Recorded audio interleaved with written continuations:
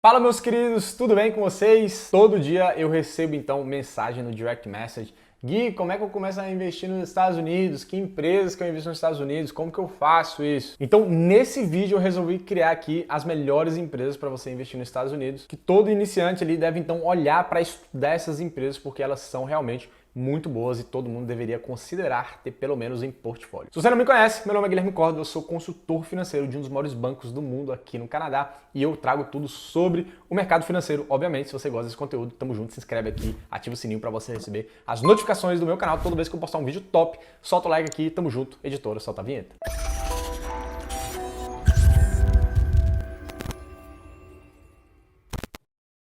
Cara, é muito engraçado, né? Porque quando a gente olha para o Brasil, temos várias empresas que a gente nem conhece, né? Quando a gente entra na Bolsa de Valores, você vai pesquisar lá e tudo mais. Aí você começa a ver, cara, que empresa é essa, né? Você vai pesquisar, você não conhece. E aí você, o investidor, muitas vezes ele tenta tomar então o passo de investir nos Estados Unidos. Aí ele vê lá, pô, beleza, Apple, Microsoft, tranquilo, essas empresas eu conheço, McDonald's, né, e tudo mais. Aí você conhece. Só que você quer expandir um pouco mais e você fica com um pouco de medo também, porque você começa a ver empresas que você já talvez não conhece, né? Como Best Buy, por exemplo, Home Depot, beleza? Wendy's. Talvez você não conheça essas empresas porque você nunca tenha viajado para lá ou você não teve um contato, que tá tudo bem também, não tem problema nenhum. Mas é justamente aí que fica o problema. Até as empresas que a gente conhece, né? A gente tem aquela dificuldade um pouquinho de saber se a empresa é boa ou não. Porque até as empresas que a gente conhece, elas podem sim ser ruins, né? Vide aí o Oi, por exemplo, é uma empresa que muita gente conhece, é a maior, uma das maiores telefonias do Brasil, né, até de número de telefone, mas é uma empresa horrível, terrível, né? Tem a TIM aí também, que eu não gosto da TIM, é uma empresa que algumas pessoas têm em portfólio, né, em carteira, mas eu não gosto, mas existem empresas no mercado aí que são muito famosas, mas elas não são boas, né? Eu vi até a própria um tempo atrás, se você tá mais ligado aí, teve um meme stock chamado GameStop, que é uma empresa que muita gente no Brasil não faz a mínima ideia do que é, mas ela virou um meme e aí veio na boca do povo. E até eu não sabia muito bem o que era a empresa. E olha que eu moro aqui. Então, vamos comentar aqui um pouco de como você deve, qual deve ser o seu approach, né, que a gente chama. Esse é o jeito que você deve abordar, então, as empresas nos Estados Unidos. E nos Estados Unidos, então, você deve buscar empresas que elas são mais conhecidas e têm uma boa situação financeira para você não correr muita dificuldade de correr risco também, né? Então, empresas como Apple, Microsoft, Nvidia, essas empresas elas são muito boas, né, financeiramente e como empresa também. Mas lembre que elas são ainda assim muito mais arriscadas. Empresas como PG, Colgate, essas empresas elas são muito mais tranquilas de investir.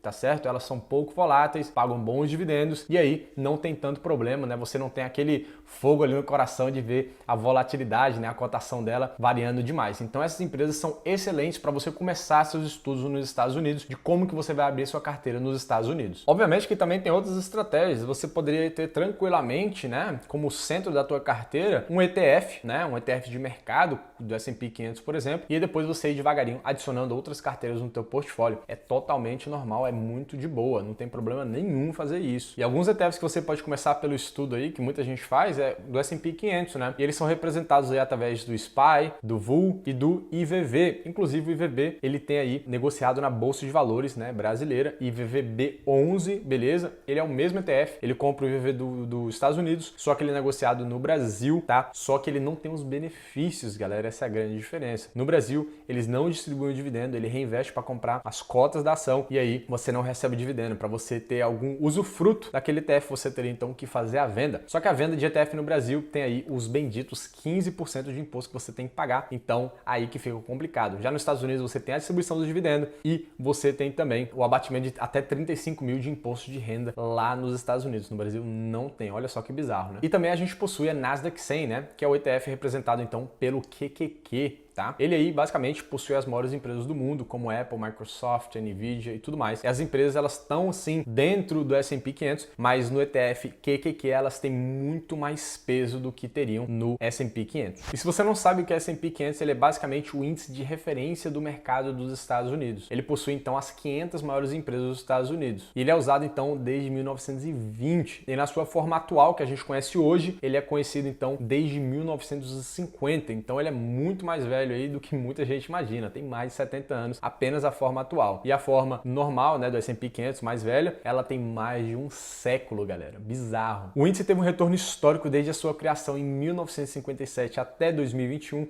de 10,5%. E nos últimos 10 anos o ETF QQQ teve um retorno anual composto aí de 22,8%. E ele teve um desvio padrão aí de 15,34%, ou seja, a volatilidade dele muito maior do que o próprio S&P 500. Se a gente trouxer então o QQQ para um retorno anual um pouco maior, né, de 25 anos aí, a gente vai ter então uma média de 13,3%. Só que o que diferencia é justamente o desvio padrão de 24%. Ou seja, o que acontecia? As empresas de tecnologia antigamente, elas eram menos lucrativas, lucravam bem menos, só que elas também eram muito mais voláteis, muito mais arriscadas. Vídeo aí, por exemplo, a gente tem a crise, né, da bubble, das .com, né, que a gente viu no início dos anos 2000, tá? Eu vou até pedir para a editora, então, para simplificar para vocês aqui, colocar o gráfico do QQQ. Vocês vão ver que no início dos anos 2000, 2001, 2003, 2004, você vê que a cotação das empresas ali, elas estavam bem baixas, né? Não crescia muita coisa, mas a volatilidade dela era muito absurda, tá? Então, pouco retorno, muita volatilidade, mas trazendo aí para os dias de hoje, né? A gente sabe o que aconteceu com Apple, Amazon, Microsoft, etc. E é como eu comentei com vocês, galera, vocês poderiam então ter esse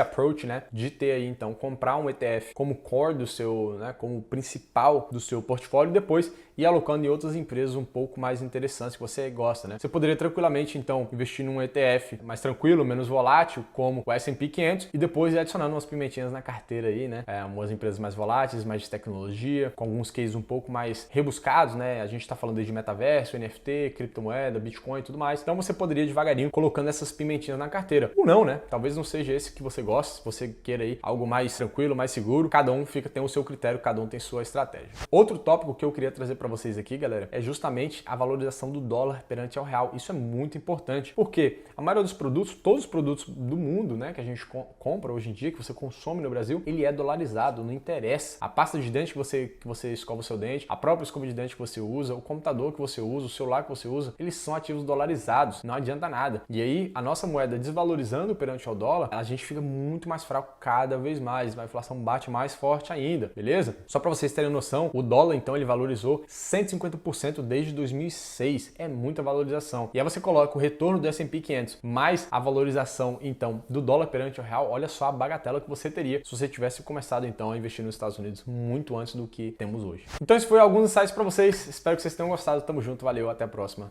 e um abraço.